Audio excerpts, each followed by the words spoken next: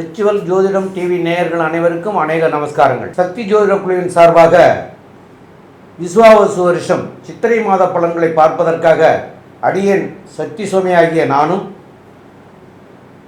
Astro K Iyengar அவர்களும் doctor Harihara Sharma ஐயா அவர்களும் வந்திருக்கின்றோம். அனைவருக்கும் ஹரிஹர சர்மாவின் பணிவான நமஸ்காரங்கள். நாம் ஒவ்வொரு ட்ரிப்பும் ஒவ்வொரு மாத பலன்கள் பார்க்குறோம், வருஷ பலன்கள் பார்க்குறோம். அதே போல் மெல்ல செல்லும் கிரகங்களுடைய பலன்கள், விரைவாக செல்லும் கிரகங்கள். மெல்ல செல்லும் கிரகங்கள் அப்படின்றத பொறுத்தளவுக்கு அதிகமாக மெல்ல செல்லக்கூடிய கிரகம் சனிப்புத்திர பகவான். சனி பயிற்சி பலன்கள், ராகு கேது பயிற்சி பலன்கள், குரு பயிற்சி பலன்கள் இதெல்லாம் பார்த்துட்டு வந்திருக்கோம். இப்போ அந்த வருஷத்தில் இப்போ பார்க்க போகிறது நிகழும் மங்களகரமான விஸ்வாச வருஷம் சித்திரை மாத பலன்களை பார்க்க போகிறோம். இப்போ இந்த சித்திரை மாதம் அப்படின்றது விஸ்வாச வருஷத்தில் தொடங்குது. இந்த வருஷம் எப்போ தொடங்குது, இந்த மாதம் எப்போ தொடங்குது அப்படின்னு பார்த்தோம்னாக்க நிகழும் மங்களகரமான விஸ்வாச வருஷம் சித்திரை மாதம் ஆங்கில தேதி 14/4/2025 உயர்ந்த கிழமையான திங்கக்கிழமையில் தொடங்குது. இது முடிகிறது அப்படின்றது 14/5/2025 வரையிலும் இந்த சித்திரை மாதம் இருக்குது. சித்திரை மாதம் அப்படின்னாலே நம்ம என்ன சொல்லுவோம், அக்னி நட்சத்திர தோஷ ஆரம்பம் அப்படின்றதையும் சொல்லுவோம். நம்ம அந்த காலகட்டங்களில் பொறுத்தளவுக்கு முன்னோர்களும் மூத்தோர்களும் பெரியோர்களும் என்ன பண்ணுவாங்க, திருமணமான தம்பதிகளை ஆடி மாதத்தில் சேர வேண்டாம்னு சொன்னக்கூடிய காரணம் என்ன அப்படின்னாக்க, ஆடியில் கூடினா சித்திரையில் குழந்தை பிறக்கும், சித்திரையில் அக்னி நட்சத்திரம் அந்த குழந்தையோட உடம்பு சூடு தாங்காது அப்படின்றனால நம்மளுடைய முன்னோர்களும் மூத்தோர்களும் ஒவ்வொரு மாதத்துக்கும் ஒவ்வொரு காரியங்களும் ஒவ்வொரு நற்பலன்களையும் சொல்லிட்டு இருந்தாங்க. அப்படி பார்க்குற காலகட்டங்களில் இந்த சித்திரை மாதம் ஏற்படக்கூடிய நிகழ்வுகள், முக்கியமான நிகழ்வுகள் என்னென்னன்றதை ஃபஸ்ட்டு பார்க்கலாமா? ஃபஸ்ட்டு 23/4/2025 வாஸ்து நாள். வாஸ்து நாள் அப்படின்றது வருஷத்துக்கு 8 நாள் தான் வரும். அப்போ வாஸ்து புருஷர் கண் விழிக்கக்கூடிய நேரம், நம்ம அந்த வாஸ்து பூஜை பண்ணக்கூடிய நேரம் காலையில் 8:04லேருந்து 9:34க்குள்ளார வாஸ்து பூஜை போடக்கூடிய நேரம். சரி, அதுக்கு அடுத்தது என்ன அப்படின்னு பார்த்தோம்னாக்க 25/4/2025 திருவண்ணாமலையில் ஸ்ரீ ரமண மகரிஷி பிறந்த 75வது ஆராதனை தினம் அந்த 25/4 கொண்டாடப்படுது. சரி, அதுக்கு அடுத்தது பார்த்தோம் அப்படின்னு சொன்னாக்க 27/4/2025 சித்திரை மாதம் வரக்கூடிய அமாவாசை தினம். அதுக்கு அடுத்தது பார்த்தோம் அப்படின்னாக்க 30/4/2025 நம்ம எல்லாருமே, அதாவது நம்ம கொண்டாடுறோமோ இல்லையோ நகைக்கடைக்காரங்க கண்டிப்பாக அதை கொண்டாடுவாங்க. அது என்ன அப்படின்னாக்க அக்ஷய திருதியை. சூரியனும் சந்திரனும் சம உச்ச காலகட்டங்களில் வர்றதுக்கு அக்ஷய திருதியை. இந்த அக்ஷய திருதியை பற்றி நாங்கள் தனியாக ஒரு வீடியோ போடுறோம். இப்போ அந்த அக்ஷய திருதியை வரக்கூடிய காலகட்டங்கள் 30/4/2025. பொன்னாப்டாலும் புதன் ஆப்பிடாது அப்படிம்பாங்க. அப்படியேற்பட்ட புதந்தமான புதன்கிழமையில் வருது அக்ஷய திருதியை. அதுக்கு அடுத்தது பார்த்தோம்னாக்க 4/5/2025 எப்பொழுதுமே பார்த்தோம்னாக்க சூரியன் பரம உச்சத்தில் வர்றது மேஷத்தில். அந்த பரம உச்சத்தில் வர்றது தான் அக்னி நட்சத்திர தோஷ ஆரம்பம். இந்த அக்னி நட்சத்திர தோஷ ஆரம்பத்தில் எந்த விதமான சுபகாரியங்களும் நம்மளுடைய சார்ந்தவங்க கொண்டாட மாட்டாங்க. இந்த அக்னி நட்சத்திரம் 4லேருந்து 21 வரலும் இருக்குது. அது வைகாசியில் வந்துடுது. அப்போ அக்னி நட்சத்திர தோஷ ஆரம்பம். சரி, அதுக்கு அடுத்தது பார்த்தோம் அப்படின்னாக்க 12/5/2025 திங்கக்கிழமை. எல்லா பௌர்ணமிக்கும் ஒவ்வொரு விசேஷ தினங்கள் உண்டு. இந்த சித்திரை மாதம் வரக்கூடிய பௌர்ணமிக்கு பேர் சித்ரா பௌர்ணமி அப்படின்னு பேர். அதை தவிர இந்த காலகட்டங்களில் மதுரையில் கள்ளழகர் ஆற்றில் இறங்கக்கூடிய காலகட்டம். வரலாறு புகழ்பெற்றது, உலக புகழ்பெற்ற மதுரையில் உள்ள கள்ளழகர் ஆற்றில் இறங்கக்கூடிய நாள் அந்த 12/5/2025 திங்கக்கிழமை. சரி, இதுக்கு அடுத்தது இந்த விஸ்வாச வருஷம் சித்திரை மாதம் பிறக்கக்கூடிய நாட்களில் என்னென்ன கிரகங்கள் எந்தெந்த இடத்துல இருக்குது அப்படின்றத பார்ப்போம். காலபுருஷ தத்துவத்தின்படி மேஷத்தில் சூரிய பகவானும், அதுக்கு அடுத்தது காலபுருஷ தத்துவத்தின்படி 2ஆம் இடமான ரிஷபத்தில் குரு பகவானும், 4ஆம் இடமான கர்க்கடகத்தில் செவ்வாய் பகவானும், மற்றும் 6ஆம் இடமான கன்னியில் கேது பகவானும், மற்றும் கும்பத்தில் சனி பகவானும், புத பகவான், சுக்கிர பகவான், ராகு பகவான் மீனத்திலையும் இருக்கக்கூடிய காலகட்டங்களில் இந்த சித்திரை மாதம் பிறக்குது. இந்த சித்திரை மாதத்தில் விசேஷங்கள் அப்படின்றது சொன்னோம். இதில் இந்த காலகட்டங்களில் 2 மெல்ல செல்லும் கிரக பயிற்சிகள் இருக்குது. அந்த 2 கிரகங்கள், ஒன்று ராகு, இன்னொன்று கேது, அடுத்தது குரு பயிற்சி. இதை பற்றி நம்மளுடைய அஸ்ட்ரோ KS ஐயங்கார் அவங்க விரிவாகவும் விளக்கமாகவும் சொல்லுவாங்க. ஐயா, அற்புதமாக சொன்னீங்க. அதாவது விஸ்வாவசு வருஷத்தின் முதல் மாதமான சித்திரை மாதத்தில் பார்த்தீர்களேயானால் வரக்கூடிய கிரகச்சாரங்களில் மிக முக்கியமான கிரகச்சாரம் அப்படின்னு கிரக கோள் சாரம் அப்படின்னு சொல்லக்கூடியது ராகு கேத்துவின் பெயர்ச்சி 26/4/2025 வருது. இது ஒரு பெரிய மாற்றத்தை ஏற்படுத்தக்கூடிய நிகழ்வு. ஏன்னா ராகு கேத்துன்றது 1.5 வருஷத்துக்கு ஒரு தரம் ஒரு ராசியிலிருந்து அடுத்த ராசியில் மாறக்கூடியது. இப்போ நம்ம மாத கிரகங்களை பற்றி பேசுகிறோம், அதாவது சித்திரை மாதத்தை பற்றி பேசுகிறோம். எப்படியும் ராகு கேத்து பயிற்சியின் தனியாக வீடியோ போடுவோம். அதை தவிர குரு பயிற்சியும் நடக்கிறது. குரு பயிற்சி 11/5/2025 நடக்கிறது. குரு ரிஷப ராசியிலிருந்து மிதுன ராசிக்கு போகிறார். ராகுவும் கேத்துவும் பார்த்தோம்னா ராகு மீன ராசியிலிருந்து அப்பிரதட்சணமாக சுற்றுவார். அதனால் கும்பத்துக்கும், கேத்து கன்னியா ராசியிலிருந்து சிம்ம ராசிக்கும் வரார்.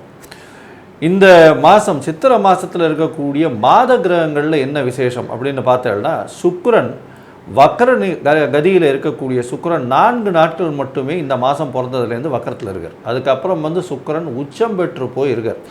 இதற்கு மேலே பரிவர்த்தனை யோகமும் வருது. குருவும் சுக்கிரனும் இந்த மாதம் மொத்தம் பரிவர்த்தனை யோகத்தில் இருக்கக்கூடியது பெரிய விசேஷம். ஏன்னா 11ஆம் தேதி 11/5 தான் மாறுறார். அதனால் மாத கடைசி சித்திரை மாத கடைசியில் தான் குரு பெயர்ச்சி வருது. அது வரலும் பரிவர்த்தனை யோகத்தில் ஆட்சி பெற்றதற்கு சமமாக குருவும் சுக்கிரனும் அவரவர்கள் வீட்டில் ஆட்சி பெற்றதற்கு சமமாக இருக்கக்கூடிய காலகட்டம். இதில் சுக்கிரன் உச்சம் பெற்று போய் இருக்கார். வக்கர நிவர்த்தியும் அடைகிறார். பெரிய விசேஷம். அடுத்தது பார்த்தீங்கன்னா புதன் இந்த மாதம் மொத்தமே பார்த்தீங்கன்னா ஒரு 15 தேதி வரலும், இந்த மாதத்தினுடைய 15 தேதி வரலும், அதாவது 30/4/2025 வரலும் பார்த்தீங்கன்னா புதன் மீன ராசியில் நீச்சப்படுறார். என்ன சார் இது நீச்சப்படுறாரே புதன்னா, நீச்ச பங்கம் அடைஞ்சு ராஜயோகத்தை கொடுக்கக்கூடிய காலகட்டமாக இந்த சித்திரை மாதம் அமையிறது. எல்லா ராசிக்காரர்களுக்கும் பெரிய ஏற்றத்தை கொடுப்பார். கல்விக்கு அப்படின்னு சொல்லிங்கன்னாலே புதனை எடுக்காமல் இருக்கவே முடியாது. எந்த ஒரு நுண்ணறிவு சம்பந்தப்பட்ட எந்த ஒரு என்ன சொல்கிறது ஒரு விஷயங்களை எடுத்து நுண்ணறிவு செய்து பார்க்கணும் அப்படின்னாலே அதுக்கு புதனுடைய இது வேணும். புதன் இப்போ நீச்சப்பட்டிருந்தாலும் நீச்ச பங்கம் அடைகிறதுனால மிகப்பெரிய ராஜயோகத்தை கொடுக்கக்கூடிய வல்லமையில் இந்த மாதத்தில் இருக்க. சரி, அதற்கு அடுத்து உண்டான இன்னொரு கிரகம் பார்த்தேனால் சூரியன் உச்சம் பெற்று போயிருக்கார். இந்த மாதம் சித்திரை மாதம் எப்போவுமே மேஷத்தில் சூரியன் உச்சம் பெற்று போயிருக்கார். செவ்வாய், சூரியனுக்கு வீடு கொடுத்த செவ்வாய், அதாவது மேஷத்தினுடைய அதிபதியான செவ்வாய் பார்த்தோம்னா இந்த மாதம் மொத்தம் நீச்சப்பட்டு போயிருக்கார். இது இந்த மாதத்தினுடைய கோள் சாரத்தினுடைய முக்கியமான நிகழ்வுகள். ஏன்னா புதன் நீச்ச பங்கம் அடைகிறார், சுக்கிரன் உச்சம் பெற்று போயிருக்கார், பரிவர்த்தனை யோகம் அடைஞ்சிருக்கார். அது தவிர செவ்வாய் நீச்சம் பெற்று போயிருக்கார். செவ்வாய் வீட்டில் இருக்கக்கூடிய சூரியன் உச்சம் பெற்று போயிருக்கார். இதெல்லாம் வச்சு இந்த மாதத்தில் வரக்கூடிய மாற்றங்கள் ஒரு ராசிக்கும் எந்த அளவுக்கு ஏற்றத்தை கொடுக்கும், எந்த அளவு ஏமாற்றத்தை கொடுக்கும் அப்படின்றத மேஷம் முதல் மீனம் வரை ஒன்றொன்றாக இப்போ பார்க்கலாம். ரிஷபராசி நேயர்கள், அதாவது கார்த்திகை நட்சத்திரம் 2, 3, 4 பாதங்களும், ரோகிணி நட்சத்திரம் 1, 2, 3, 4 பாதங்களும், மிருகசீரிஷத்தில் 1, 2 பாதம் கொண்டவர்கள் ரிஷபராசிக்காரர்கள். இந்த ரிஷபராசிக்காரருடைய ராசி அதிபதியாகிய சுக்கிர பகவான் 11ஆம் இடத்துல போய் அவர் உச்சம் பெற்று போயிருக்கார். ரெண்டாவது என்னன்னு கேட்டிங்கன்னா, உங்களுடைய அந்த வீட்டுக்கு உண்டான குரு பகவான் உங்களுடைய ராசியிலேயே இருந்து பரிவர்த்தனை யோகமும் அடைஞ்சிருக்கிறாங்க. அதனால இந்த காலகட்டங்களில் அப்போ 11ஆம் இடத்துல சுக்கிரன் இருந்தாலும் 11ஆம் இடத்துல குரு இருக்கிறதுக்கு சமம். உங்களுடைய ராசிநாதன் உங்களுடைய ராசியிலேயே இருக்கிறதுக்கு சமம். இந்த மாதிரி இருக்கிறதுனால உங்களுக்கு இந்த மாதம் நல்ல ஏற்றங்களை தரக்கூடிய மாதமாகவும் இருக்கும். ரெண்டாவது 2ஆம் இடத்துக்குரிய புதன் பகவான் போய் அவர் 11ஆம் இடத்துல நீச்சம் அடைஞ்சாலும் சுக்கிரன் உச்சம் அடைஞ்ச காரணத்தினால் நீச்ச பங்கம் அடைஞ்சதுனால் பொருளாதார ரீதியிலையும் உங்களுக்கு பல நன்மைகளை செய்யக்கூடிய வாய்ப்புகள் இந்த மாதம் மிக அதிகம்.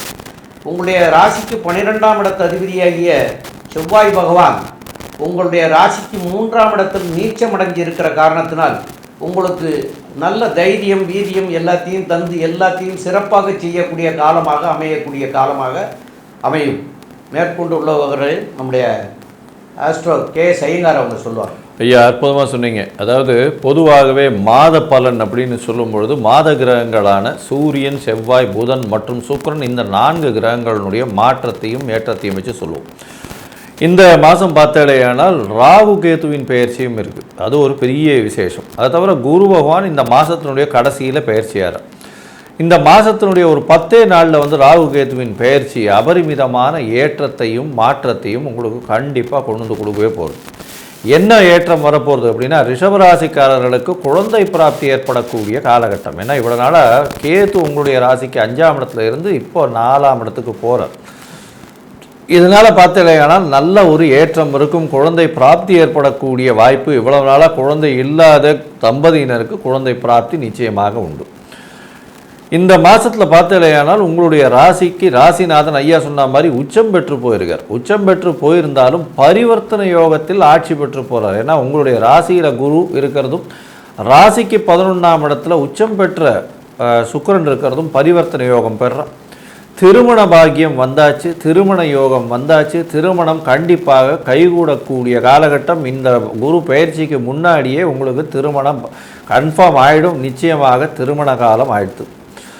இந்த மாதத்தில் பார்த்தலையானால் சுக்கிரன் உச்சம் பெற்று போகிறது பெரிய விசேஷத்தை கொடுக்கும். அதோட பார்த்தலையானால் உங்களுடைய ராசிக்கு ஒரு மறைந்து ஸ்தானாதிபதினு சொல்லக்கூடிய 12ஆம் அதிபதி செவ்வாயானவர் 3ஆம் இடத்தில் நீச்சம் பெற்று போயிருக்கார். அது ஒரு பெரிய விசேஷம். ஏன்னா 12ஆம் அதிபதி ஒரு மறைவு ஸ்தானம், அவர் 3ஆம் இடத்துல வந்து நீச்சம் பெற்று போகிறது, இன்னொரு மறைவு ஸ்தானத்தில் போய் இருக்கிறது ரொம்ப விசேஷம். நீச்சம் பெற்று போய் இருக்கிறதுனால உங்களுக்கு வந்து இளைய சகோதரர்களோடு சற்று முரணான பிரச்சனைகள் இருக்கக்கூடும். இருந்தாலும் வெளிநாடு போகக்கூட பாக்கியம், முயற்சிகளில் வெற்றி, வெளிநாடு போகிறதுக்குன்னு முயற்சி பெற்றால் அதில் நிச்சயமான வெற்றி இருக்கக்கூடிய காலகட்டமாக அமையப்போகுது. உங்களுடைய ராசிக்கு 12ஆம் இடத்துல சூரியன் இருக்குது. இதனால் வந்து கொஞ்சம் அலைச்சல் அதிகமாக இருக்கும். தூக்கங்கள் கலையக்கூடிய காலகட்டம். பிரச்சனைகள், அதாவது 4ஆம் அதிபதி 12ஆம் இடத்துல இருக்கிறதுனால தூக்கத்தை நிச்சயமாக சுகத்தை கம்மிப்படுத்தக்கூடிய காலகட்டமாக இருக்கும். 12ஆம் இடத்துல சூரியன் இருந்ததுன்னா தூக்கம் வராத தன்மை வரக்கூடிய வாய்ப்புகள் வந்து நிறைய ட்ராவலிங் இருக்கக்கூடிய காலகட்டமாக அமைய போகிறது. இந்த மாதத்தில் புதனுடைய நிலை என்னவா இருக்குது அப்படின்றதையும், புதனோடு சேர்ந்த சுக்கிரன் என்ன ஒரு ஏற்றத்தை கொடுப்பார் ரிஷபராசிக்கு அப்படின்றதையும் பற்றி ஐயா ஹரிஹர சர்மா ஐயா சொல்லுவாங்க. ஐயா நல்லா அற்புதமாக சொல்லுங்க. ரிஷபராசி உங்களுடைய ராசிநாதனில் குரு இருக்கார். குருவும் சுக்கிரனும் பரிவர்த்தனை யோகம் பெற்றிருக்கிறதுனால உங்களுடைய கடந்த காலகட்டங்களில் உங்களுடைய உடல் நலத்தில் இருந்த உபாதைகள் குறையக்கூடிய வாய்ப்புகள் உண்டு. உடல் நலத்தில் இருந்த ஸ்ட்ரெஸ்ஸு குறையக்கூடிய வாய்ப்புகள் உண்டு. மென்டல் ஸ்ட்ரெஸ்ஸு, மென்டல் டிப்ரெஷன் இருந்துச்சு, அது குறையக்கூடிய வாய்ப்புகள் உண்டு. இதை தவிர பார்த்தோம் அப்படின்னாக்க உங்களுடைய ராசிநாதனும் சுக்கிர பகவானும் பரிவர்த்தனை யோகம் பெற்று 2க்கும் 5க்கும் உடைய புத பகவானோட நீச்ச பங்கம் அடைகிறதுனால லாபஸ்தானம் 11ஆம் இடம்ன்றது ஜோதிட சாஸ்திரத்தில் லாபஸ்தானம். ரிஷபராசி அன்பர்களுக்கு இந்த காலகட்டங்களில் கேட்ட இடத்துல பணம் கிடைக்கக்கூடிய வாய்ப்புகள் உண்டு. பொருளாதாரத்தில் முன்னேற்றம் ஏற்படக்கூடிய வாய்ப்புகள் உண்டு. கடந்த காலகட்டங்களில் வாங்கின கடன்கள் அத்தனையும் அடையக்கூடிய வாய்ப்புகள் உண்டு. நீச பங்கம் புத பகவான் 2 தனஸ்தானாதிபதி, அவர் அங்கே 11ஆம் இடத்துல நீச்சம் அடைஞ்சிருக்காரு. அடுத்தது உங்களுடைய ராசியாதிபதி அங்கே உச்சம் பெற்று நீச பங்கம் ஏற்பட்டிருக்கிறாரு. நீண்ட நாட்களாக ரிஷபராசியை சேர்ந்த நண்பர்களுக்கு திருமணம் தடை தாமதம் ஏற்பட்டு இருந்துச்சு. உங்களுக்கு வியாழன் நோக்கு வந்துருச்சா அப்படின்னு கேட்கக்கூடிய காலகட்டங்களில் ஒருத்தருக்கு திருமணம் நடைபெறணும்னாக்க குருவுடைய பார்வையும் மற்றும் சனியுடைய தொடர்பும் வரணும். இப்போ உங்களுக்கு ராசிக்கு பார்த்தோம் அப்படின்னாக்க 10ஆம் இடத்துல சனி பகவான் இருக்காரு. கண்டிப்பாக திருமண யோகம் வந்துருச்சு. ராசிலேயே குரு இருக்காரு, திருமண யோகம் வந்துருச்சு. கலத்திரக்காரனான சுக்கிரன் உச்சம் பெற்று இருக்கிறாரு, அவர் 11ஆம் இடத்துல இருக்காரு. அடுத்தது 2க்கும் 5க்கும் உடைய புத பகவான் அங்கே நீசபங்கம் ஏற்பட்டிருக்காரு. அப்போ இதுவரை ரிஷபராசி என்பவர்களுக்கு ஏற்பட்டிருக்கின்ற திருமண தடை தாமதம் விலகக்கூடிய வாய்ப்புகள் உண்டு. நீண்ட நாட்களாக குலதெய்வம் கோயிலுக்கு போகணும்னு நினைக்கக்கூடியவங்களுக்கு குருவுடைய பார்வை உங்களுடைய ராசியின் 5ஆம் இடம். கடந்த காலகட்டங்களில் கேது இருந்தார், அந்த கேது மாறி எப்பொழுதுமே எல்லா கிரகங்களும் வளவேட்டில் போகும், ராகு கேது மட்டும் இடவேட்டில் போவார். அவர் 4ஆம் இடத்துக்கு போனார். குலதெய்வ வழிபாடில் கடந்த காலகட்டங்களில் இருந்த தடைகளும் தாமதங்களும் இந்த சித்திரை மாதம் விலகி குலதெய்வ வழிபாடு செய்யக்கூடிய வாய்ப்புகள் உண்டு. நீண்ட நாட்களாக நீங்கள் செய்த வேலைக்கு உண்டான அங்கீகாரம்னா என்ன? பதவி உயர்வு, பணவரவு. குருவின் பார்வை கிடைக்கிறதுனால உங்களுக்கு பணவரவும் பதவி உயர்வும் கிடைக்கக்கூடிய வாய்ப்புகள் உண்டாகும். ராசிநாதனும் வலுப்பெறாரு, 11ஆம் இடமும் வலுப்பெறுது, 2, 5 இடமும் வலுப்பெறுது, நீசபங்கம் ஏற்படுது, 1, 6 வலுப்பெறுது. அப்போ நீண்ட நாட்களாக ரிஷபராசியை சேர்ந்த அன்பர்களுக்கு உத்தியோகம் ட்ரை பண்ணிட்டு இருந்தவங்களுக்கு, வேலைக்கு போகணும்னு நினைச்சவங்களுக்கு, படித்த படிப்புக்கு உண்டான வேலை இந்த காலகட்டங்களில் கிடைக்கக்கூடிய வாய்ப்புகள் உண்டு. அப்போ இந்த சித்திரை மாதம், விஸ்வாச வருஷம் வருகின்ற சித்திரை மாதம் ரிஷபராசி என்பவர்களுக்கு ஆனந்தமான மாதம், அற்புதமான மாதம்னு சொல்லலாமா? கண்டிப்பாக சொல்லலாம்.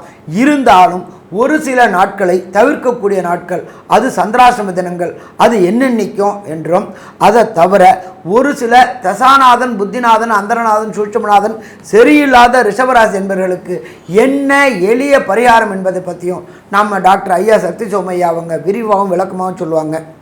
ரொம்ப அற்புதமாக தெளிவாக சொன்னீங்க ஐயா. இதில் ரிஷபராசிக்காரர்களுக்கு உங்களுடைய அதிபதியே சுக்கிரன். அப்போ அந்த வெள்ளிக்கிழமை அன்னைக்கு சுக்கிர பகவானுக்கு மொச்சை வந்து ஏழை எளிய மக்களுக்கு தானமாகவும், பச்சையான மொச்சையை தானமாகவும் கொடுக்கலாம் ஏழை எளியவர்களுக்கு. இல்லைன்னா மொச்சையை வந்து சுண்டலாக பண்ணிவிட்டு அந்த மொச்சையை வந்து சுக்கிர பகவானுக்கு நிவேத்தியம் பண்ணிவிட்டு வெள்ளிக்கிழமை அன்னைக்கு கோயிலுக்கு வர்றவங்களுக்கும் கொடுக்கலாம். இந்த மொச்சை தானமாக பண்ணுறதுனால உங்களுக்கு இந்த சுக்கிர பகவானுடைய அருள் உங்களுக்கு நிறைய கிடைக்கும். அதனால் இந்த மாதத்தில் வரக்கூடிய தீமைகள்லாம் விலகி நன்மையாக அமையக்கூடிய வாய்ப்புகள் உண்டாகும். மேலும் இந்த மாதத்தில் வந்து உங்களுக்கு 17/4/2025 வெள்ளிக்கிழமை அன்னைக்கு, வெள்ளிக்கிழமையும் இல்லை, 17/4/2025 வியாழக்கிழமை, 18/4/2025 வெள்ளிக்கிழமை, 19/4/2025 சனிக்கிழமை, 20/4/2025 ஞாயிற்றுக்கிழமை பகல் 2:14 வரைக்கும் உங்களுக்கு சந்திராஷ்டமம் இருக்கிறது. இந்த சந்திராஷ்டமம் இருக்கிற தினங்களில் புதிய முயற்சிகள் எதுவும் செய்ய வேண்டாம். அதே போல் பிரயாணங்கள் எதுவும் செய்ய வேண்டாம். இது வந்து உங்களுக்கு வந்து அந்த புத்தி தடுமாற்ற நிலையை கொடுக்கக்கூடிய நாட்களாக இருக்கும். அந்த புத்தி தடுமாற்றத்தினால் ஏதாவது ஒரு செயல்பாடை நீங்கள் செஞ்சிருவீங்க. அது வந்து அதனுடைய விளைவு இன்னைக்கு தெரியாது, அது பின் விளைவாக வரும். ஒரு 6 மாதமோ 1 வருஷமோ 2 வருஷமோ கழித்து கூட வரும். அப்போ இந்த நாட்களில் அதுகளையெல்லாம் தவிர்த்துட்டிங்கன்னா அதனால் பின்னாடி நமக்கு தொல்லைகள் இல்லாமல் இருக்கும். அதனால் இந்த நாட்களை வந்து தவிர்க்கிறது மிக மிக அவசியம். மேலும் உள்ள விவரங்களை பற்றி நம்முடைய ஐயா கே.எஸ். ஐயங்கார் அவங்க சொல்லுவாங்க. ஐயா, அற்புதமாக சொன்னீங்க. அதாவது ரிஷபராசிக்கு மிகப்பெரிய ஏற்றமான காலம். உடல் நலத்தில் நல்ல ஒரு ஏற்றம், திருமண பாக்கியம் கைகூடும், குழந்தை பிராப்தி ஏற்படக்கூடிய வாய்ப்புகள் நிச்சயமாக உண்டு. படிக்கக்கூடிய மாணவ மாணவியர்களுக்கு நல்ல ஒரு ஏற்றமான காலம். இருப்பினும் ராகு கேத்துவின் பெயர்ச்சிக்கு பிறகு படிப்பில் மிகவும், ஒரு தடவைக்கு 4 தரம் படிக்கிறது ரொம்ப நல்லது. 4ஆம் இடத்துல கேது பகவான் போகிறதுனால மறதி கொஞ்சம் அதிகமாகக்கூடிய காலகட்டமாக இருக்கும். தாயின் உடல்நிலையில் சற்று கவனமாக இருக்கிறது நல்லது. தந்தையின் உடல்நிலை நல்ல ஒரு ஏற்றத்தை கொடுக்கக்கூடிய காலகட்டம். பார்ட்னர்ஷிப் தொழிலில் சற்று பின்னடைவு இருக்கக்கூடிய வாய்ப்புகள் உண்டு. வெளிநாடு வெளியூர் போய் வரக்கூடிய வாய்ப்புகள் உண்டு. புதிய வேலை கிடைக்கக்கூடிய வாய்ப்பு, வேலையில் ஏற்றம் கிடைக்கக்கூடிய, சீனியர் பொசிஷன் கிடைக்கக்கூடிய, அதை தவிர பொருளாதாரத்தில் மேம்படக்கூடிய வாய்ப்புகள் நிச்சயமாக இருக்கும். ராசிக்கு 10ஆம் இடத்தில் ஆட்சி பெற்ற சனி பெரிய ஏற்றத்தை கொடுக்க போகிறார். இண்டஸ்ட்ரியலிஸ்ட்டு, இந்த மாதிரியான விஷயங்களில் இருக்கிறவங்க, கலைத்துறையில் இருக்கிறவங்க, ஆர்ட் டைரக்டர்ஸாக இருக்கிறவங்க, கேமராமேனாக இருக்கிறவங்க, அதை தவிர பார்த்தோம்னா சிஜி, அதாவது கம்ப்யூட்டர் கிராஃபிக்ஸ் பண்ணுறவங்க, சாஃப்ட்வேர் சைடில் இருக்கிறவங்க, அதை தவிர இந்த சர்ஜன்ஸ், அதாவது சூப்பர் ஸ்பெஷாலிட்டி படித்த டாக்டர்ஸு, சர்ஜன்ஸாக இருக்கிறவங்க, இவங்களுக்கெல்லாம் வந்து ஒரு பெரிய ஏற்றம். முகம், அதாவது ஃபேஷியல் இது பண்ணுறவங்க, அதாவது சர்ஜன்ஸாக இருக்கிறவங்க, மேசிலரி சர்ஜரின்னு சொல்லுவாங்களே, அந்த மாதிரி ஃபேஷியல் சர்ஜரி பண்ணுறவங்க, அவங்களுக்கெல்லாம் வந்து முகத்தை அழகுபடுத்தக்கூடிய கலைஞர்கள், அவங்களுக்கெல்லாம் பெரிய ஏற்றம் கிடைக்கக்கூடிய மாதமாக இந்த சித்திரை மாதம் அமையும். இந்த மாதத்தில் பார்த்தாலேயானால் பண வரவிற்கு பஞ்சம் இருக்காது. தொழிலில் பெரிய ஏற்றம் இருக்கக்கூடிய காலகட்டம். படிக்கக்கூடிய மாணவர்கள் கொஞ்சம் ஒரு தடவைக்கு 4 தடவை படிக்கிறது நல்லது. பணம் எல்லா வகையிலும் வரக்கூடிய காலகட்டமாக இருக்கும். குழந்தை பிராப்தி ஏற்படக்கூடிய வாய்ப்புகள் நிச்சயமாக இருக்கும். இந்த மாதத்தில் உங்களுக்கு பார்த்தலையானால் சுகங்கள் கெடும். என்ன சுகங்கள் கெடும் அப்படின்னா, அதாவது உங்களுக்கு அலைச்சல் கொஞ்சம் அதிகமாகும். வெளிநாடு வெளியூர் போக வேண்டிய கட்டாயம் வரும். தூக்கமின்மை இருக்கும். மொத்தத்தில் பார்த்தீங்களேனால் இந்த ரிஷபராசிக்காரர்களுக்கு நல்ல ஒரு ஏற்றமான காலமாக விஸ்வாவசு வருஷம் சித்திரை மாதம் அமையும்னு சக்தி ஜோதிட குழு சொல்லுது. நன்றி, நமஸ்காரம்.